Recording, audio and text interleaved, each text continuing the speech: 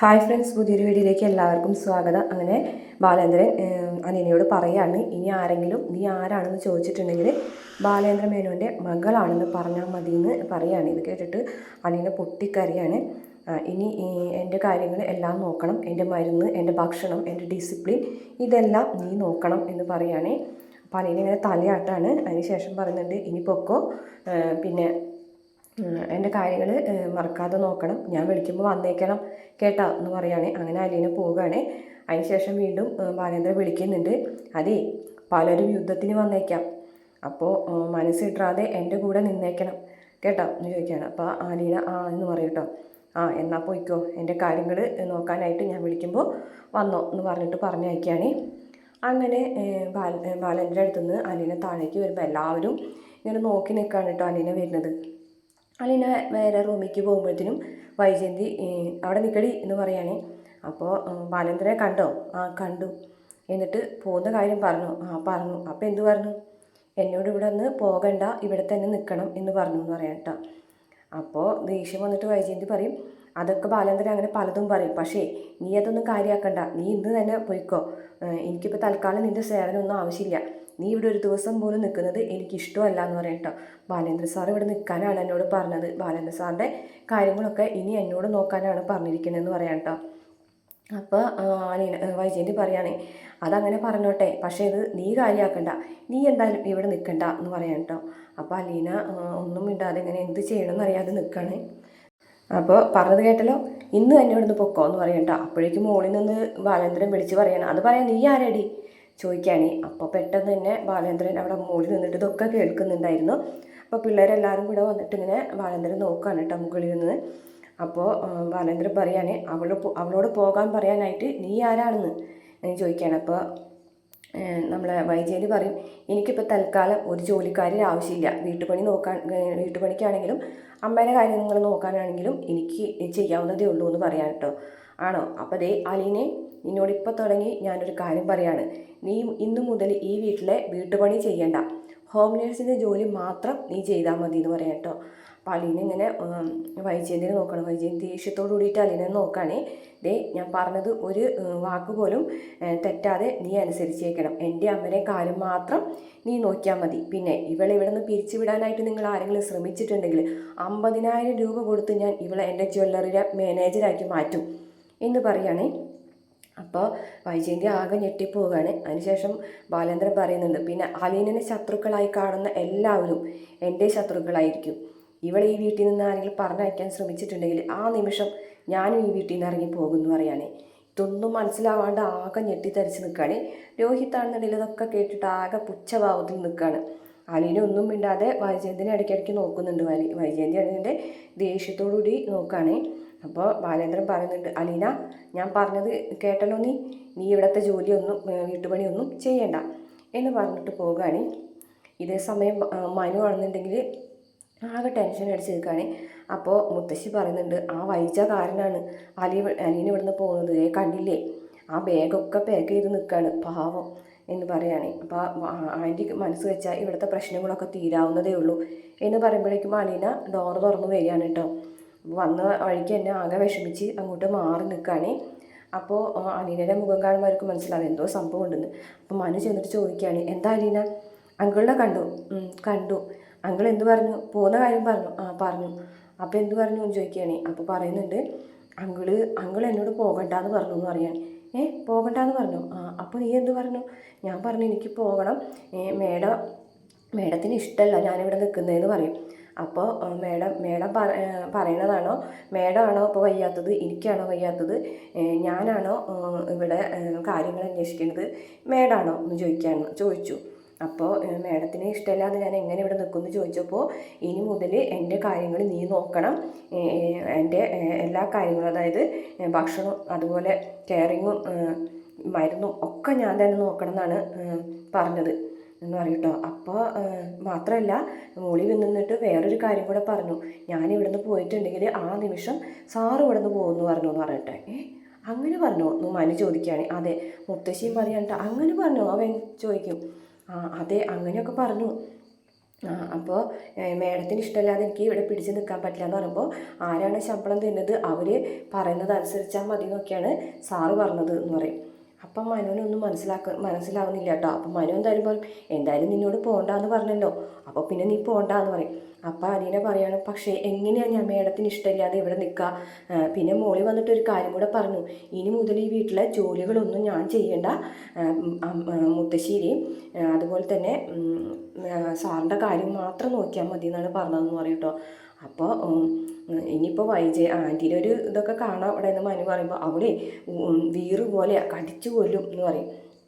അപ്പോൾ മനു വളരെ ആകെ ടെൻഷൻ അടിച്ച് നിൽക്കാൻ കേട്ടോ, എന്താണ് ചെയ്യേണ്ടത്?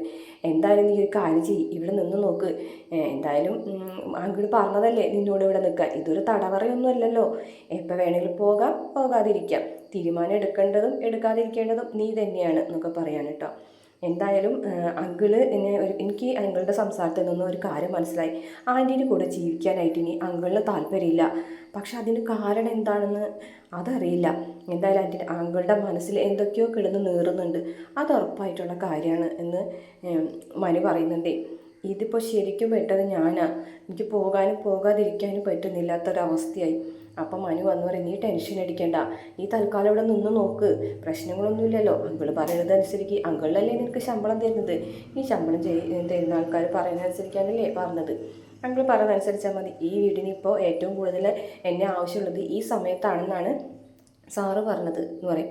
ആ അതെ, അങ്ങനെ തന്നെയല്ലേ, ഇപ്പം നീ എല്ലാ കാര്യങ്ങളും നോക്ക് എന്ന് പറയും. എന്നിട്ട് മനു അവിടെ പോകും കേട്ടോ.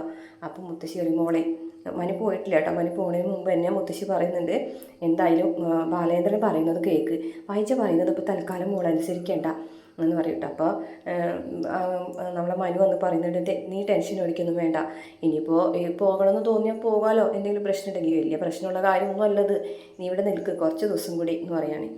അങ്ങനെ പിന്നെ കാണിക്കുന്നത് നമ്മുടെ ബബിയും കൃഷ്ണമോളും കൂടി ട്യൂഷന് പോകണം. എങ്ങോട്ട് പോകാൻ നിങ്ങൾ രണ്ടുപേരും? ഞാൻ ട്യൂഷന് പോവാം. അപ്പോൾ നീയോ ഒന്ന് ബബിതനോട് ചോദിക്കുകയാണ്, ഞാൻ കുറച്ച് നോട്ട്സ് പകർത്താനുണ്ട്, അതിന് പോവാം, ഇവിടെ ട്യൂഷൻ ക്ലാസ്സിൻ്റെ അടുത്ത് തന്നെയാണ് എന്ന് പറയട്ടെ, എൻ്റെ ഫ്രണ്ടിൻ്റെ വീട്.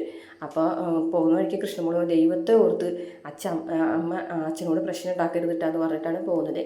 അങ്ങനെ മനു അവിടെ ഫോൺ ചെയ്ത് നിൽക്കുകയാണ്, ഇവിടെ കുറച്ച് പ്രശ്നങ്ങളുണ്ട്, എനിക്ക് ഇന്ന് വരാൻ പറ്റില്ല എന്നൊക്കെ പറയുന്നുണ്ട്. അപ്പോൾ മനുവിൻ്റെ അടുത്തേക്ക് വൈജ വരികയാണ്. എന്നിട്ട് വൈജ മനുവിനോട് ചോദിക്കും, മനു എന്ന് ചോദിക്കുകയാണ്. അപ്പോൾ വിളിക്കുക, എന്താ ആൻറ്റി? അതെ, നീയല്ലേ അലീലനെ ഇങ്ങോട്ട് കൊണ്ടുവന്നത്? ആ അതെ. അപ്പം പിന്നെ നീ തന്നെ അവളെ കൊണ്ടുപോക്കോ, അതെ ഇന്ന് തന്നെ കൊണ്ടുപോക്കോ എന്ന് പറയാം കേട്ടോ. അതിന് അങ്കിള് സമ്മതിക്കുന്നില്ലല്ലോ. അങ്കിളുടെ സമ്മതമൊന്നും നീ നോക്കണ്ട, നീയാണ് അവളെ ഇങ്ങോട്ട് വലിച്ചു കൊണ്ടുവന്നത്, അവളെ കൊണ്ടുവന്നതോടെ അന്ന് തുടങ്ങിയിട്ടുള്ള പ്രശ്നങ്ങളുമാണ്. ഇന്ന് തന്നെ ഈ നിമിഷം തന്നെ നീ അവളെ പോകുമ്പോൾ കൊണ്ടുപോക്കോ, നീ വേണമെങ്കിൽ കൊല്ലപ്പള്ളിയിലേക്ക് കൊണ്ടുപോക്കോ, അവിടെ നിന്നോട്ടെ അവൾ എന്ന് പറയുകയാണ്. അതിന് അങ്കിൾ സമ്മതിക്കുന്നില്ലല്ലോ. അങ്കിളുടെ സമ്മതം നീ നോക്കണ്ട, ഇവിടെ കാര്യങ്ങൾ ഇപ്പോൾ തീരുമാനിക്കുന്നത് ഞാനാണ്. അപ്പോൾ മനു പറയുന്നുണ്ട്, അങ്ങനെ എനിക്ക് തോന്നുന്നില്ല, അങ്കിളല്ലേ പറഞ്ഞത് അലീന ഇവിടെ നിൽക്കട്ടെ, അലീനയുടെ കാര്യങ്ങൾ അങ്കിളുടെ കാര്യങ്ങൾ അലീന നോക്കണമെന്ന്. അപ്പോൾ ഞാനാരാ? അപ്പം ഞാനല്ലേ അങ്കിളുടെ കാര്യങ്ങളൊക്കെ നോക്കുന്നത്? ഈ കെയറിങ് എന്ന് പറഞ്ഞാൽ എന്താ ഉദ്ദേശിക്കുന്നത് എന്ന് ചോദിക്കുകയാണ്. കെയറിങ് എന്ന് പറഞ്ഞാൽ ഭക്ഷണം കൊടുക്കുക, മരുന്ന് കൊടുക്കുക, അത്ര തന്നെ എന്ന് പറയുകയാണ്.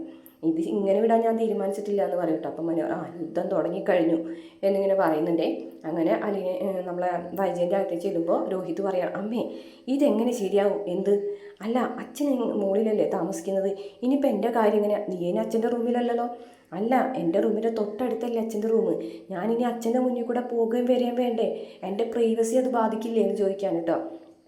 അപ്പോൾ വൈജയന്തി പറയുകയാണ് കേട്ടോ, നീ അതിന് അച്ഛൻ്റെ കൂടെ അല്ലല്ലോ താമസിക്കുന്നത്. അപ്പോഴേക്കും മനു അവിടെ വരികയാണ് കേട്ടോ.